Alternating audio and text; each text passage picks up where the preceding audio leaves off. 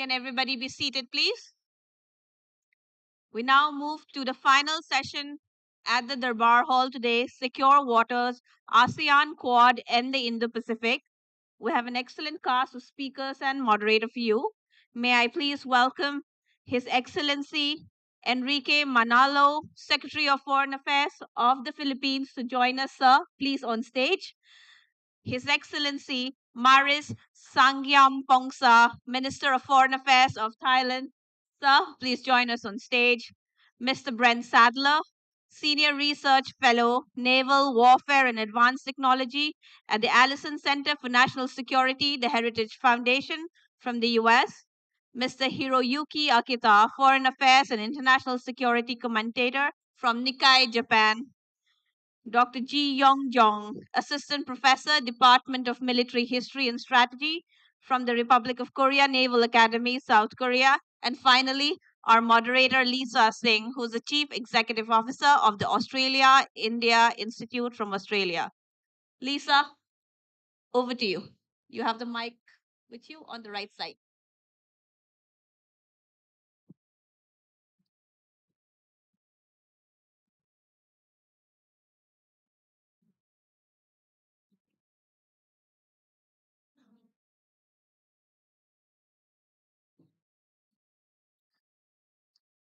Excellencies, ladies and gentlemen, good evening. It gives me great pleasure to be here at this 10th Raisina Dialogue and to moderate this esteemed panel discussion on secure waters, ASEAN, Quad, and the Indo-Pacific. I would like to first thank the Observer Research Foundation, Dr. Samir Saran, and the Ministry of External Affairs for organising this very important discussion. This forum, of course, has consistently provided a vital space for engaging conversations on the pressing strategic challenges of our time, and today's discussion is no exception to that. To just set the scene, with the Indo-Pacific region standing at a critical crossroad with regional security, multilateralism, alliances and strategic partnerships being tested like never before. Geopolitical rivalry is continuing to shape this region's destiny, and the regional bodies that exist within it, like ASEAN and the Quad, are going to need to respond to these challenges that the region faces. One of which, of course, is the shifting foreign policy of the United States, which is recalibrating its approach to both global leadership and regional commitments, raising fundamental questions about its long-term strategic role in the Indo-Pacific region, coupled with China's increasing economic and strategic assertiveness in the region, such as its claim over the South China Sea, all raising further concerns about the future of the rules-based order. So with this context, ASEAN and the Quad countries face a defining challenge: how to navigate national interests while sustaining regionalism, multilateralism in an ever rapidly changing security environment. And in essence, the future of regional peace and stability and of a free and open Indo-Pacific region depends on how these groupings will evolve and engage with these shifting global dynamics. So to discuss this, we have an esteemed high-level panel who will delve into the pressing geopolitical, security and strategic factors that will shape ASEAN, the Quad, and the broader Indo-Pacific region for years ahead, and who I will introduce shortly. But before we begin, let me briefly outline the structure of this session. After the expert panels shares their insights, we will open the floor for around 10 minutes for audience Q&A. So the speakers will provide their valuable perspectives, and you can take a note and a moment to think about the questions that you may wish to ask them then. So let me introduce our expert panel on these challenges facing ASEAN, the Quad, and regional security. Firstly, the Secretary of Foreign Affairs from the Philippines, Mr. Enrique Manalo. Secondly, the Minister of Foreign Affairs from Thailand, Mr. Maris Sangiampong.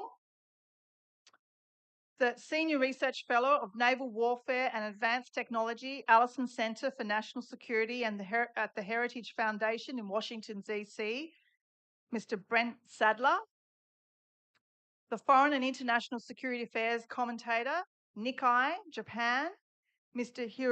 Hiroyuki Akita, the Assistant Professor, Department of Military History and Strategy, Republic of Korea Naval Academy in South Korea, Professor Ji Yeong-jung. And that is our panel. Welcome to our panelists.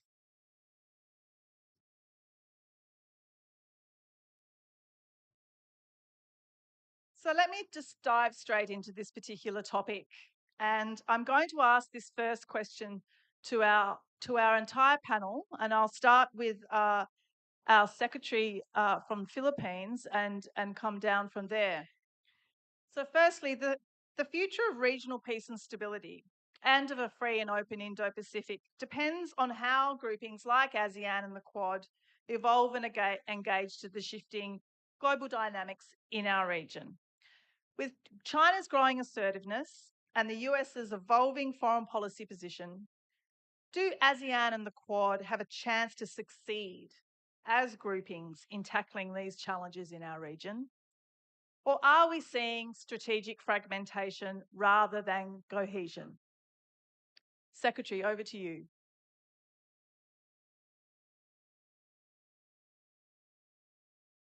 Thank you very much, and good evening to all.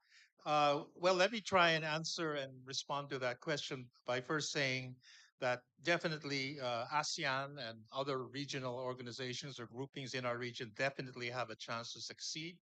The the uh, the real challenge here is how to increase cooperation and partnerships among countries in the region. And as far as ASEAN is concerned, it has definitely moved along this direction. It's expanded its partnerships with many countries, dialogue partners, also development partners, and ASEAN has also increased its links with other regional organizations such as GCC, EU, etc. So definitely, ASEAN has really maintained the road towards greater cooperation. So I don't really see how there could be uh, any fragmentation as ASEAN is determined to enhance its role in our region and also enhance its ASEAN centrality. Of course, we're faced with many challenges in the region, and these I think ASEAN and the individual members of ASEAN are concerned. You mentioned the growing assertiveness of China, which is definitely a fact. The Philippines has, in fact, borne the brunt of that assertiveness in the sense that China has actually prevented the Philippines from asserting its legal rights in accordance with UNCLOS, in accordance with the arbitral ruling of 2016. And our efforts to just exercise our rights by letting fishermen fish where they want to fish within our EEZ, or even supplying ships which are clearly within our EEZ, are being challenged by China, which is laying claims to parts of the South China Sea, which are clearly within our EEZ and therefore go against UNCLOS in the arbitral award. So this is a challenge by the Philippines, and I think ASEAN also is aware of that. On regarding the importance of a rules-based order is something which ASEAN firmly subscribes to. The need for all of us to abide by international law and a rules-based order, simply because middle powers and the smaller powers need international law and a rules-based order to protect their rights and enable them to thrive. And it's also important that middle powers and the other countries, smaller powers, have a role and say in their future. And that's, I think, what ASEAN is trying to do. We should determine our own future and not let the future of our region be determined, for example, by just the big powers. So that's somewhere where ASEAN is also focusing on. And again, one final point is the importance of multilateral cooperation. This could take the form of cooperation, for example, bilateral cooperation, multilateral cooperation, trilateral cooperation between individual countries of ASEAN and then ASEAN, as I mentioned, with other regions such as GCC and the EU.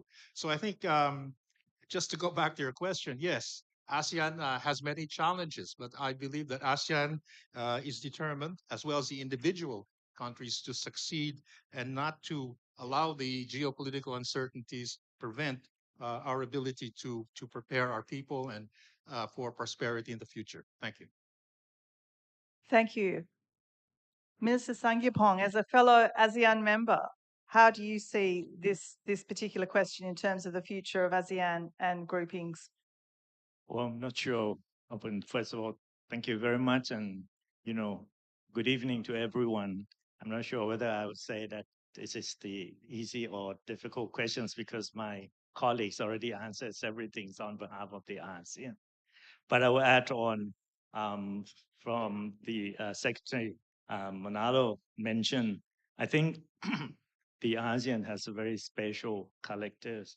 I said to in several occasions that ASEAN, in fact, we've gone through all of these things together during the hard time of Cold War periods, which is 50 something years ago, 58 years ago.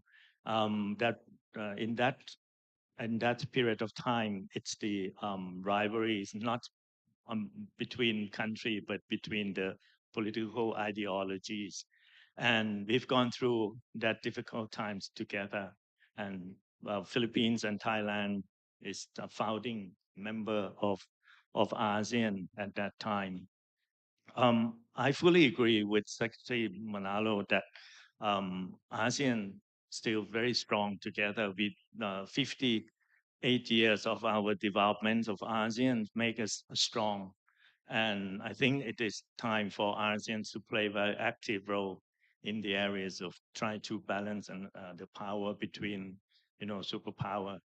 I think the collaborations between ASEAN is very important, and the integrations of ASEAN is also very, very important for to maintain peace and stabilities in the regions. Um, the principle of strategic equilibrium, balancings of economic securities and diplomatic priority, while upholding ASEAN roles as a central platform of the region dialogue is very important. Uh, on everything, ASEAN have gone through a collaboration through a constructive dialogue.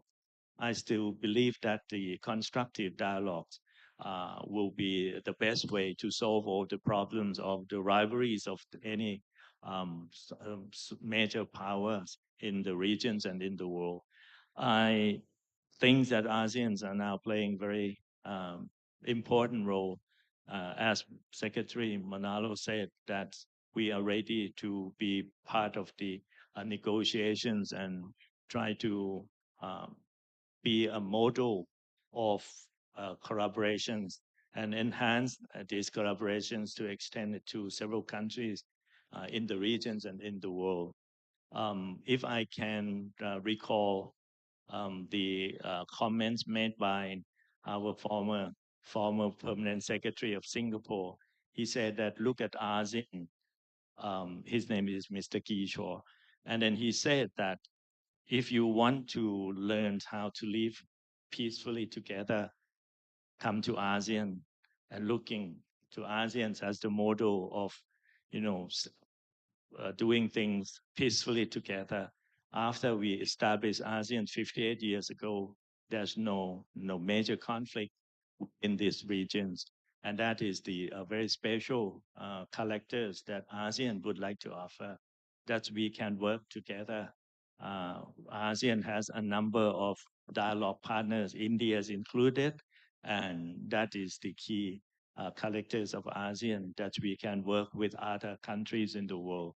We also a bridge builder, and we also links between several regional groupings, like Secretary Manalo said, BRICS, um, even Raisina, several regional groupings and regional and international forums. ASEAN will be playing very active role together with our country, other countries, to make sure that we live in the peaceful environment and to promote a constructive dialogue and rule base of the United Nations. Thank you, Minister. Brent Sadler. Yeah, thank you. So I'm very optimistic about ASEAN and even more optimistic about the Quad, because for the Quad, this is the one with India, the US, Japan, and Australia. There's another Quad that I'm also very optimistic about, which is in the South Pacific, but perhaps for another time. And the reason I'm optimistic is that for ASEAN, embracing what ASEAN is, it's not to judge it by the outcomes that it delivers, the secretariat based in Jakarta and the group of nations, all 10 of them, because they're a mosaic. They're not a monolithic, coherent group of singular national interest. It's fragmented, it's a mosaic. So really the right metric, and the one that I've tried very hard to impress upon policymakers in DC for many years, is to judge ASEAN's effectiveness going forward based on what it enables. And I'll give you one example. Back about 2012, 13, this was the US was rebalancing to the Asia Pacific, and central to this was Southeast Asia in particular. And the notion of small like-minded groupings of nations coming together was encouraged by the ASEAN Secretariat. One of the tangible, very real outcomes was the trilateral cooperative agreement between, which was mentioned already, which was between the Philippines, Malaysia, and Indonesia. And it was to police the Sulu Sea against piracy and terrorist activities of Abu Sayyaf. And of course, that enabled other things. And so for that, I give high marks for ASEAN because it's enabling other very tangible actions, some of which, as Burma goes through a very troubling time right now internally, and also, of course, the plight to the Rohingya, it is going to very likely enable, not in ASEAN proper, but its members to take real actions because they can come together, they can socialize, and then find the most optimum path forward. It also, importantly, as an American up here on the stage, it enables also partnering with other nations outside of ASEAN in a very, I guess, constructive manner. Less, I think one of the original intents of ASEAN was to give leverage to and strength to all 10 nations acting together. I think ASEAN's strength is as a platform to enable these smaller groupings to actually do real things, which they have. And the Quad, of course, has taken off new meaning in the threats and, I guess, the return of great power competition, most notably driven by a rising China's presence in Southeast Asia, but also across the globe. Interests of China don't align with many of its neighbors and other countries in the world, and that friction is drawing other countries to come together, again, because the threat of conflict is becoming much more real as we see in Ukraine today. Thank you. Hiroyuki Ikata. Hi, thank you very much.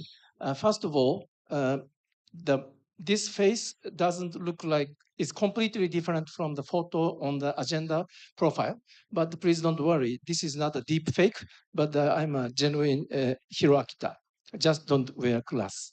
So since I'm from one of the most dangerous geopolitical location, Japan. Japan is surrounded by a big and rich dragon and also huge bear. And also there is a very unpredictable country in the Korean Peninsula. So maybe I'd like to present a more pessimistic view about the geostrategic landscape of Indo-Pacific. If I compare this region to a weather map, it looks like this for me. There are three levels of destabilizing factors or threats. First level, lower level, is a tornado. Tornado can hit you once, but then it disappears. Maybe from Japanese perspective, it is North Korea. Sorry about that. But can hit once, but cannot hit many times. And second level of the destabilizing factor is big hurricane. Hurricane will hit you maybe several times, and it will cause huge impact in a bigger region. But it cannot last forever. It will hit a peak and fade away. Maybe that is a Russia that is waging a war in Ukraine. So Russia is waging a war in Ukraine is hurricane. And then highest level of the destabilizing factor is a climate change. Climate change caused by China. China is causing climate change of ecosystem of security and geo-economic relation in this region. And this will not hit us today or tomorrow, but it constantly changes the geopolitical, geostrategic landscape to be more favorable to China by using economic cooperation or sometimes military intimidation. But that is not the end of the story. And now we have another climate change coming from Trump administration. And this is very, very unpredictable climate change. So Trump administration is trying to transform the ecosystem or the international and regional system to be more from rule-based or value-based to power-based or transactional-based. And big question is, last point is, big question is that for the Trump administration's climate change will be good news for this region or bad news for this region. And I was in Washington, D.C. last month, trying to find the answer, but I'm not sure at all. So I would say there are two extreme scenarios, good scenario and best scenario and worst scenario. So best scenario is that Trump administration will bring more military asset to this region, maybe by reducing a footprint in Europe, and then try to push back the climate change caused by China and thereby maintain the US kind of influence in this region. But one scenario is that Trump administration will cut a deal with China on a trade and economy, potentially at the expense of security. And then instead of bringing more military asset to this region, but choose to coexist with China's sphere of influence. In that case, ASEAN country, Japan, everybody will be gradually surrounded by China's climate change, and it may change the way of life. So that is my pessimistic, but I hope realistic perspective. Thank you. Thank you, Mr. Akita. It's given climate change a whole new meaning. Professor Ji. Chair, and thank you very much for having me here with the distinguished guest. I'd like to add a few comments along with Akita-san that he mentioned that Japan is placed in the most dangerous place in the world, but I'd like to add South Korea too. um, uh, Following what has been already delivered by the co-panelists, I'd like to add a few things for the discussion later. And actually, there has been a common understanding or the shared assumptions in the Indo-Pacific, and now the assumptions are changing. There were three assumptions. One is that we are living with the Indo-Pacific framework. Second one is that most of countries are connected by or through the seas. So anything that concerns to the maritime affairs or maritime security affairs are gaining the growing importance, and it's going to be more important in the future. The last shared understanding among the Indo-Pacific players were the U.S.-China relations or the U.S.-Russia relations has been a fixed constant factor in a country's diplomatic calculations. But previous two factors may be sustained, but the last factor is changing, and that gives a lot of concerns for a lot of countries thinking about their diplomatic costs to afford or the other economic costs they need to review. So that said, that many changing effect or dynamics evolved from the U.S.-China relations and the U.S.-Russian relations actually makes a lot of Indo-Pacific players to think about the return of the hedging strategy or return of the strategic independence or strategic autonomy so that they can maximize their national interest, not spoiling or not ruining any kind of the previous cooperation and previous platforms of the dialogues. So probably the ASEAN or the Quad are the preferable option for many countries to join to talk about the changing dynamics in the international relations. But also some other multilateral platforms maybe emerged in discussion of the changing international relations. So I will leave it here, and then I look forward to receiving your questions. Thank you. Thank you, President Xi. I mean, I think we had some fairly varied answers to a fairly broad question about the future of ASEAN and the Quad and the region we live in vis-a-vis China's assertiveness and the changing, evolving foreign policy position of the United States. I want to now go more specific to some of our panelists on particularly the countries they live in, the region they're a part of, and thus ask firstly to Secretary Manalo about the Philippines. The Philippines, of course, has been grappling with ongoing tensions in the South China Sea while strengthening security ties with the United States under President Marcos. At the same time, ASEAN remains committed to diplomatic solutions and regional autonomy. So, how does Manila navigate this balance, deepening its alliances with the United States while reinforcing ASEAN's centrality and managing tensions with China?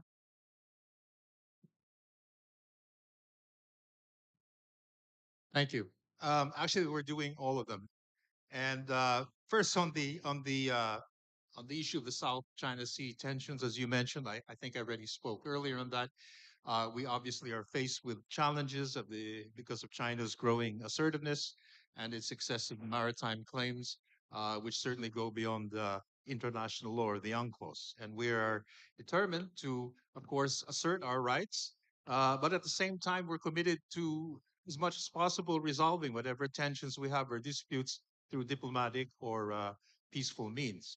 And we have lines of communication with China, but nevertheless, we have made it perfectly clear that any talks we have will not be at the expense of our position, and that is asserting our rights in accordance with for example, in our case, the UN Convention on the Law of the Sea, as well as the arbitral award. We have, of course, established a number of growing defense and economic cooperation with partners in the region, of course, with the United States, which remains our only treaty ally. But we have also enhanced our defense and economic cooperation with countries in the region, for example, with Japan, with Australia, with New Zealand, even with Republic of Korea. And these are only countries in the region. We've also strengthened our ties with Canada and also with the EU and individual EU countries in an effort to ensure not only our security, defense security, but also our economic security and economic resilience, which eventually redound to enhancing your own national security. So we are exploring all of these partnerships with like-minded countries, and there are quite a lot of them, and including with India today. We are already discussing elevating our relationship to much higher level. And because we share similar outlooks, not only for a free and open Indo-Pacific, but a free and stable and growing prosperity and commitment to democratic values. So in a way, that's how we're navigating it, because at the same time, while we have economic relations with China, we're also, as I mentioned, have lines of communication with China to try and address the tensions. Of course, it's not always easy in our discussions, as many of my country partners here know. These are negotiations and talks, so they take time. But the point is, it's important we're talking. But nevertheless, we can't rely simply on one line to pursue. So we're pursuing these partnerships as well as various types of cooperation. I mentioned earlier unilateral cooperation, even trilateral cooperation with other countries. So we are trying to really shore up our cooperation with like-minded partners, but at the same time addressing one of our primary security concerns in the South China Sea. Thank you, Secretary. Minister Sangiopong, I wanted to ask you how should the rest of the world see ASEAN's approach to China? I mean, on the one hand, obviously, ASEAN centrality continues to be supported and recognized. But on the other hand, there are individual ASEAN countries' national interests. Thailand, including, for example, its national interests, such as its trading with Russia for economic growth, Obviously, that led to sanctions from the United States as well on many Thai firms. So I wanted to ask you, in terms of that sort of landscape, the national interest balance vis-a-vis ASEAN and ASEAN centrality, how do countries like Thailand and others in ASEAN sort of reconcile their national interests with that imperative for cohesive multilateral cooperation within ASEAN? And indeed, how do we see that approach in terms of ASEAN's approach to China? Well, thank you. Thank you very much.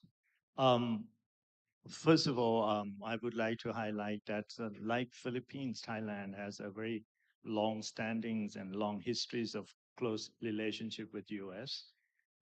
We have a very special relationship. Our relationship date back and it's almost 200 years ago. It's based on the treaties of, collaborations.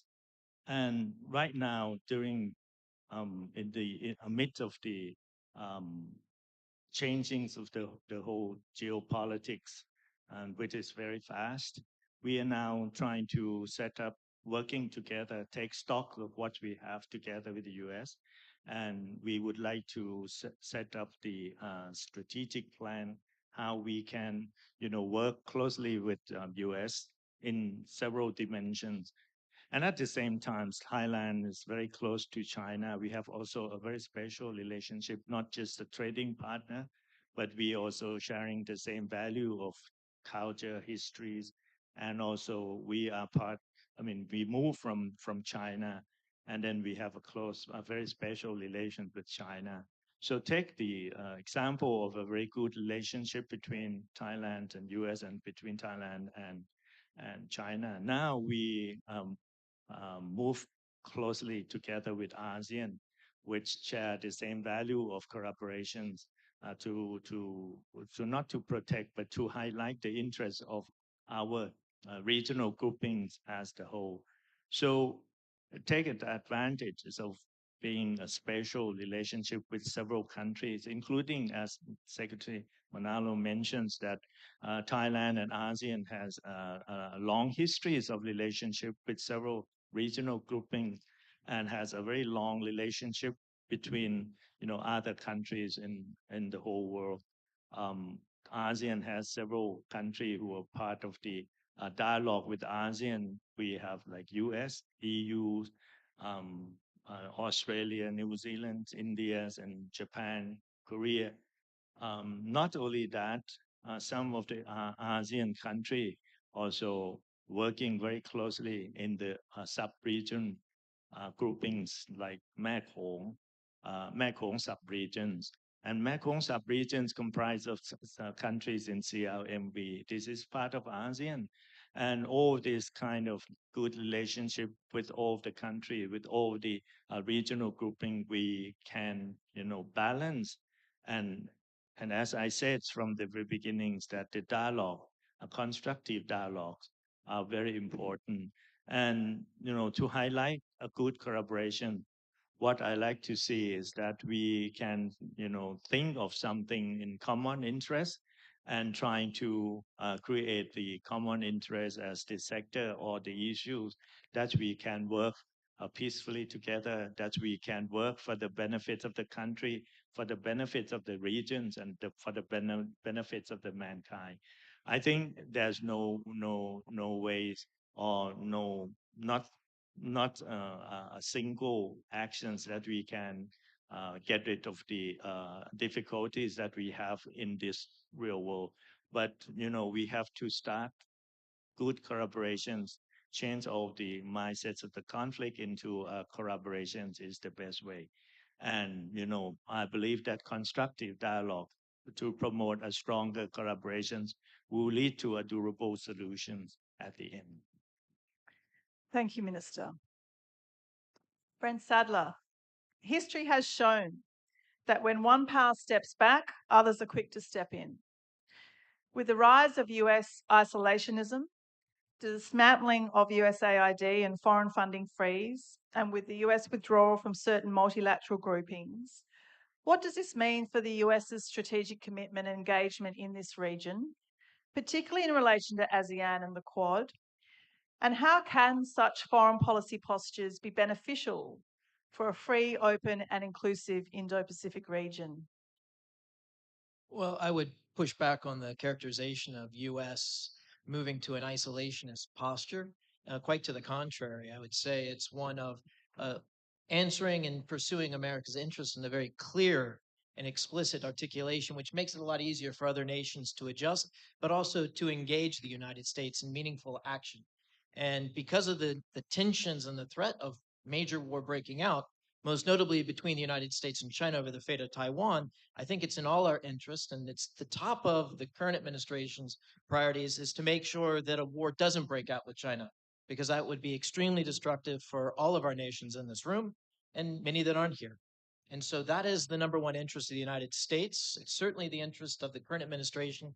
And I think if you look to Bridge Colby, who's soon to be the Undersecretary of Defense for Policy, he's articulated this time and time again. So if people are policy, it's pretty clear that's the direction they're going.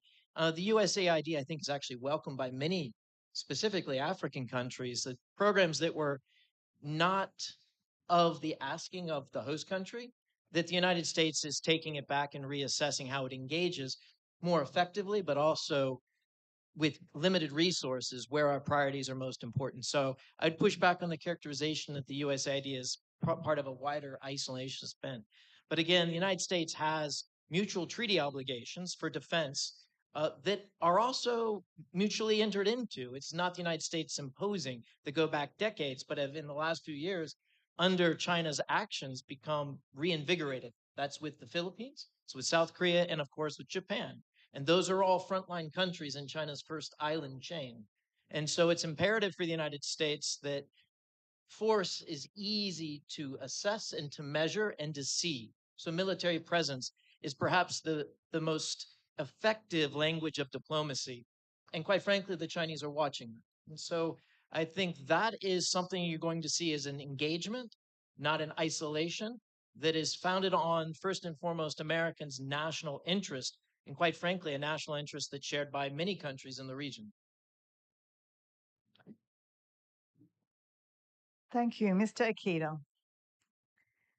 Following Japan's Prime Minister Ishiba's recent visit to the United States to visit President Trump, who pledged 100% deterrent support for Japan against what he called China's economic aggression, you have written about the deepening Japan-US alignment in countering Beijing's influence. So, however, given Trump's sort of transactional approach to foreign policy, one could say, how confident now is Japan that this commitment will be sustained? What concrete steps would Tokyo like to see from Washington to solidify the security assurance for Japan and for the region we live in? So short answer is maybe as of today, they are relieved, and maybe in a way they are assured by the Ishiba's visit without catastrophe. But if you ask me about 1 year or 2 years or 4 years from now, we are not sure. We means I'm not at least sure, because it's deeply related to the power structure of Trump administration. So initially, I and also many people assume that power structure of Trump administration is a condominium of different factions. Maybe let's say 4 factions. One, the other, here is the MAGA people, Make America Great Again, represented by maybe Vice President Vance.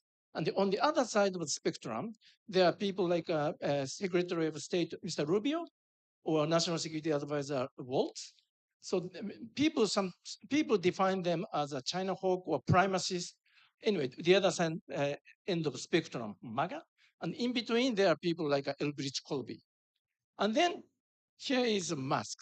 So if these 4 factions compete each other, maybe we will see more predictability.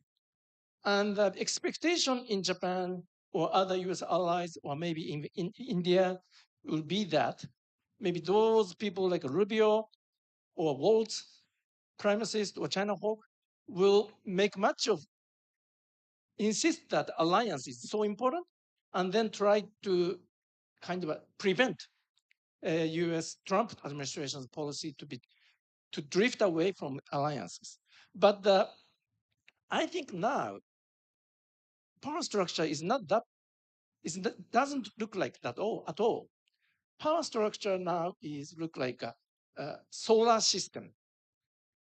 Solar system instead of condominium factions. What I mean is that there aren't any strong factions that can influence Mr. Trump, but they are just a coalition, loose coalition of these people, and it's almost like a universe. And then under solar system of Trump empire, their sun, that is Mr. Trump, and all the universe are going around sun. And it is sun who make a final decision. It is nothing like a competition so much. And maybe Mr. Trump will pick up advices or options that he think it is best from his perspective. And if he thinks that this universe, cabinet members or advisors will not be important anymore, maybe he will turn off the switch of the gravity and this planet will go out of orbit. Sorry for my journalistic expression, but that is my, if that is the case, we have to analyze what the sun do. It's more difficult than analyzing this, in battle of these factions, how plays in. So because of this new interpretation of the power structure of Trump administration, I know that the Prime Minister Modi have a very good visit to Washington, and Ishiba's visit to Washington was okay, but I'm not so sure that any single success of state visit will assure the very, very stable relation in years to come. Thank you. Thank you. Professor Xi, and the last question about to go to the audience. Professor, the US and South Korea have been strategic allies for decades, with the 1953 Mutual Defense Treaty forming the backbone of their security relationship. But with the Trump administration signaling shifts in US foreign policy, there's a lot of uncertainty about what it means for long-standing alliances. So where does this leave countries like South Korea? Or more importantly, what role do you see South Korea playing when it comes to securing the seas within the Indo-Pacific?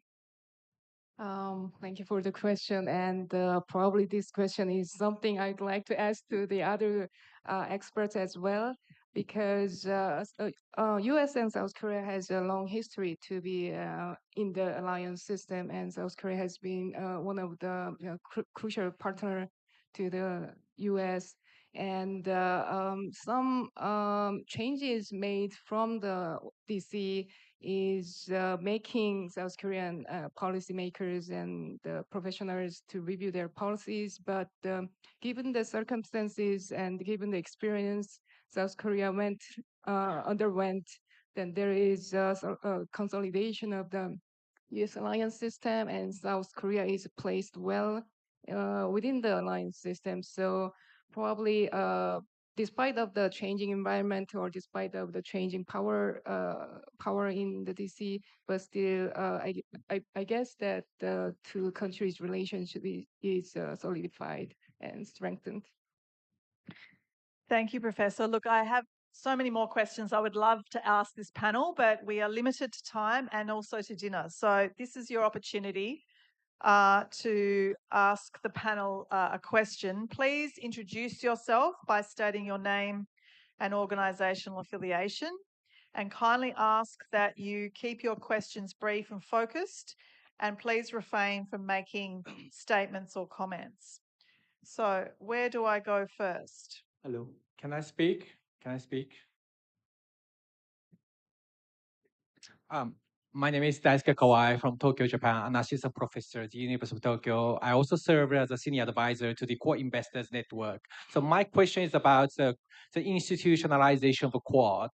One of the challenges that I think is the Quad has launched numerous initiatives that making it difficult for non-experts to keep tracking of them.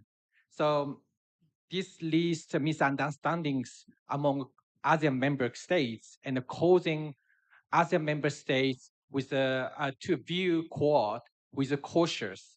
So in that sense, I believe we need a more effective public outreach strategy to better engage with the ASEAN states, Can you such please as a get to your unified. question? Can you get to the Yeah, question? so my question is that if such institutionalization were to take place, how would the ASEAN countries perceive it? Could the establishment of a permanent office or secretariat be considered? Thank you. Who on our panel would like to answer that? Brent. Yeah, so the Quad has its beginnings in a naval exercise that goes back, to the 90s called Operation Malabar. And so it was founded with a security, a maritime, a naval at the part, because that was easy. And there was easy for a common interest to align in that regard. So fast forward to today, common interest between the four countries, I think India is the most important one in coming to this new reality and pressure from Beijing that's not all positive and increasingly a threat. And so this common threat perception is driving the Quad together. So formalization, making institutions about it to enable more actions that deter bad activities or actions from competitors or other countries outside of the Quad, contrary to those interests, are going to happen organically and is already happening. I'm not sure that it's necessary to have an outreach or a public communications campaign to try to explain the Quad to ASEAN. And again, as I mentioned earlier, there are countries within ASEAN that do welcome more security assurances from a broader array of partners. The Quad is one way. India's Act East kind of policy comes to mind, which has a history of more than 10 years. Now inside the construct of a Quad, it's welcomed by numerous countries inside ASEAN. So I don't think there's much explaining if the actions and the delivery of a public good is understood and appreciated by specific countries. It's not going to be everything to everybody, but alliances and partnerships and multilateral organizations hardly ever are. Hello. Okay, on your left, please. Can I take the second question? Yeah. My question is on the military industrial complex in the Indo-Pacific. So on one side, we are seeing increasing militarization in the Indo-Pacific. On the other side, there's a transatlantic rift, and Europe is going to diversify its military supply chains. So they want to supply to the Indo-Pacific. So are we going to witness a competition or coordination between US and Europe or the European powers in the Indo-Pacific on militarization? Thank you. Who on our panel would like to answer that question on militarization? Professor Xi? Um, I guess that there are a lot of industrial cooperation, government to government cooperation, building the kind of ecosystem on the defense industry as well as the other things and so on. So, for example, the shipbuilding industry is the emerging item for making the old countries getting together, because shipbuilding sounds like a simple, but it's not a simple things to approach, and a lot of countries need to build up the multilateral platform for developing the shipbuilding technologies and the production and maintenance as well. So on one side, that U.S. and Europe may be in competition to approach to the Indo-Pacific players for the shipbuilding industry, for example. On the other side, U.S. and Europe and the other, even the U.S. allies and ASEAN countries are all together to build ships commercially or the militarily. So on one side, we can see the competition. On the other side, we can see the cooperation. Thank you. Lady at the back. Hello. Thank you. How critical do you see, sorry, Vandanik Merrick's Germany. How critical do you see the rising tensions between China and Taiwan, and how are ASEAN US allies coordinating with Taiwan on the security threat in the region? Thank you. Thank you. Who in our panel would like to take that question regarding China and Taiwan? Yes, Secretary. Well, I of course the issue of Taiwan is of great concern to all the countries in our region, if not to the world. And I think that, for example, from the perspective of the Philippines, uh, our northernmost island is only 70 kilometers away from the southern tip of Taiwan, and we have over 150,000 Filipinos living and working in Taiwan. So the point here is our position, basically, and I'm sure this is probably shared by many countries, is that our hope is that whatever resolution, whatever outcome of the situation in Taiwan is, it has to be done through peaceful means. And I think we have made that message very clear, and we have urged the parties concerned to maintain regular lines of communication in order to prevent tensions escalating. Tensions are always simmering. Sometimes they get higher, sometimes lower, but the important thing is to ensure that the tensions do not erupt into something even more dangerous. And believe me, a conflict in Taiwan involving some of the major powers will have fantastic ramifications not only on our region but even globally. And I think it's really in our interest to try and ensure that the tensions do not escalate. Thank you. We have time for one last question. Ma'am, you're on the left side. And yes. As we heard about the evolving role of Quad and ASEAN, the shifting US dynamics and the globe and the growing economic and security challenges, given these complexities, how can these regional groups continue to play a strong role and maintaining the stability and cooperation? It's a bit like your opening question. I think anyone can take this. Well, I think Secretary. ASEAN has a very key role in the sense that by enhancing the ASEAN centrality in the region, I think the ASEAN is probably the only organization or regional grouping which has the necessary infrastructure, institutional mechanisms to bring about the participation of all the big and middle and small powers in the region, and also those outside the region. We have two key mechanisms, the East Asia Summit and the ASEAN Regional Forum, which every year bring together all the key players who have interest in the Indo-Pacific. And this doesn't just include those in our region, but also the EU, United States, Canada, and other countries. So ASEAN has, I think, a very important role in bringing together the various countries in the region, bringing them together to discuss issues of not only regional concern, but also of global concern. And these can range from climate change to the security situation, for example, in our region. And ASEAN is also reaching out to other regions from Latin America, etc. So ASEAN is really trying to serve as a kind of bridge builder to bring together various regions, at least provide a forum for discussing issues and hopefully through those discussions, finding solutions. Well, thank you, Secretary, and thank you to those questions. And on that slightly positive note, facing all of the issues for ASEAN and the Quad in the region we live in, I want to thank our panelists. Please join me in thanking our expert panelists on this session today. Thank you so much. Could I request the speakers and the moderator to join us at the front of the stage for a quick photograph? Thank you, ladies and gentlemen, for joining us for this session. We now move to the dinner sessions for the evening. We have Rethinking Partnerships, Minerals, Materials, and Monopolies at Shah Jahan. We have Policy and Palette at Mumtaz. For the young fellows, we have Capital's Gender Bias, Making Money Flow to Women